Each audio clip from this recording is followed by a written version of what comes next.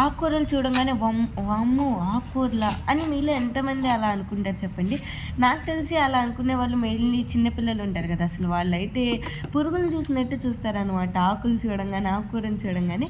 So చిన్నపిల్లలకు కానీ ఆకుకూర కొంచెం డైరెక్ట్గా తీసుకోలేని వాళ్ళ కోసం అనమాట పాలకూరతో ఇలా పాలక్ పరోటా చేయొచ్చు. పాలక్ అనేది ఇంగ్లీష్ నేమ్ అండి, మామూలుగా మనం తెలుగులో పాలకూర అంటాం కదా. పాలకూరతో ఇంకా పప్పు నార్మల్గా మనం పప్పు చేసుకుంటాం కదా, అలానే మనం దీంతో రోటీ కూడా చేసుకోవచ్చు అనమాట. సో పాలకూరతో రోటీ అంటే నార్మల్గా పాలకూరని కడిగేసి కట్ చేసేసుకొని మిక్సీలో వేయాలండి. వాటర్ ఏం పోయిద్దు, ఒకవేళ మీకు కొంచెం లైట్గా ఒక 2 స్పూన్లు అనుకోండి అలా వాటర్ వేసుకోవాలి. ఎందుకంటే ఆల్రెడీ ఆకులో జ్యూస్ ఎక్కువ ఉంటుంది కదా, ఎక్కువ వాటర్ పోసేసుకుంటే నీళ్ళ అయిపోయింది అనమాట. పచ్చిమిర్చి, కొంచెం అల్లం, వెల్లుల్లిపాయలు వేసేసుకొని, అంటే ఎక్కువ వద్దండి, లైట్గా వేసుకొని మిక్సీ పట్టేసుకొని ఇంకా వాటర్ లేకుండా ఆ జ్యూస్తోనే మనం గోధుమ పిండిని కలుపుకోవాలన్నమాట. గోధుమ పిండిని కలుపుకునేటప్పుడు ఎంత సాఫ్ట్గా కలుపుకుంటే అంత మంచిదనమాట. ఎందుకంటే హార్డ్గా ఉంటే పరోటా బాగోదనమాట. చూసారు కదా నేను కలిపాను, ఇలా మనం ఫింగర్స్తో టచ్ చేస్తే చాలా సాఫ్ట్గా వెళ్ళిపోవాలన్నమాట డవ్. ఇంకా అలా మిక్స్ చేసిన తర్వాత ఒక 15 మినిట్స్ చాలండి, ఎక్కువసేపు ఏమీ దానికి రెస్ట్ ఇవ్వక్కర్లేదు.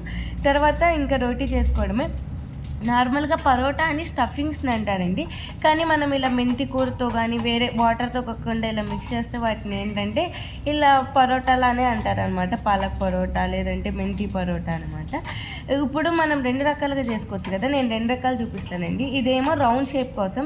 చాలామంది అనుకుంటారు కదా చపాతీలు ఎన్ని చేసినా మాకు రౌండ్ రావట్లేదని, దానికోసం అనమాట. అలా చేస్తే పర్ఫెక్ట్ రౌండ్ షేప్ వస్తుందండి, చాలా బాగుంటుంది అనమాట. చూస్తానికి కూడా, తినడానికి ఏ షేప్లో ఉంటే ఏమని చెప్పండి, నోట్లోకి వేసుకోవడానికి, నోట్లోకి వెళ్ళడానికే కదా, ఎలా అయినా వెళ్ళిపోతాయి కాబట్టి. సో ఇలా నెయ్యి రాసి చేయడం వల్ల ఏంటంటే మనకి టేస్ట్ చాలా బాగుండిద్ది అనమాట. కొంచెం పొంగిద్ది, మీకు నేను చూపిస్తాను ఆ వీడియో కూడా చూడండి. అసలు రోటీలాగా పొంగిద్ది అనమాట పరోటా కూడా, చాలా బాగుంటుందండి టేస్టీ. ఎందుకంటే మనం ఎటు పాలకూర వాటిని బాయిల్ చేయట్లేదు కదా, సో విటమిన్స్ ఏం లాస్ అవ్వండి, అన్ని పోషకాలు అలానే ఉంటాయి. ఇదేమో ట్రయాంగిల్ షేప్ అనమాట. సో ట్రయాంగిల్ చేసేటప్పుడు కొంచెం షేప్ తిప్పేటప్పుడు కూడా నూనె రాసుకుంటే ఇంకా బాగుండిద్ది అనమాట, పొరల్లాగా ఉండిద్ది. ఇలా ఇంకా అన్ని రోటీలు చేసుకోవడం అండి. పరోటాలు ఏంటంటే కొంచెం అతుక్కోవన్నమాట, మనం ఒకదాని మీద ఒకటి వేసుకున్నా, అంటే తక్కువ సమయానికైతే. కొంచెం పెనం వేడెక్కాలండి, వేడి అవ్వకోకుండా మనం రోటీ కానీ పరోటా కానీ ఏదైనా కాలిస్తే ఏంటంటే గట్టిగా అయిపోతాయి అనమాట. సో పెనం కొంచెం బాగా కాలిన తర్వాత ఇలా ఒక సైడ్ లైట్ కలుసుకొని రెండో సైడ్ తిప్పుకొని ఇలా రెండో సైడ్ బాగా కాలాలండి.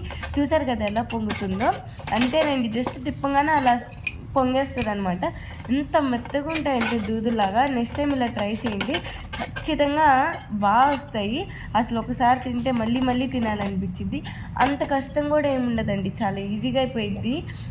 ఇంకా మిగతా అన్నీ అలానే కాల్చుకోవడం. మీరు వీటిని పెరుగుతో తినచ్చు, లేదంటే పప్పుతో తినచ్చు, దేనితోనైనా తినచ్చు. ఆలు కర్రీతో ప్రాబ్లం లేదు, నార్మల్ ఉట్టిది కూడా తినచ్చు. ఎందుకంటే మనం పచ్చిమిర్చి అవి వేసాం కదా, కొంచెం స్పైసీగా ఉంటుంది. చపాతీ అంటే కొంతమంది అంటే నార్మల్గా తినలేరు కదా, కానీ వీటిని అయితే నార్మల్గా తినేయచ్చు. పిల్లలు అయితే చాలా ఇష్టంగా తింటారు, వాళ్ళు ఇంకా కలర్ఫుల్గా ఉంటే ఇంకా ఎక్కువ ఇష్టంగా తింటారు కదా, ఎందుకంటే వాళ్ళకి ఎక్కువ ఐసే కదా సాటిస్ఫై అవ్వాల్సింది. సో ఇలా నెక్స్ట్ టైం ట్రై చేసి పెట్టండి, చాలా బాగా నచ్చుతాయి.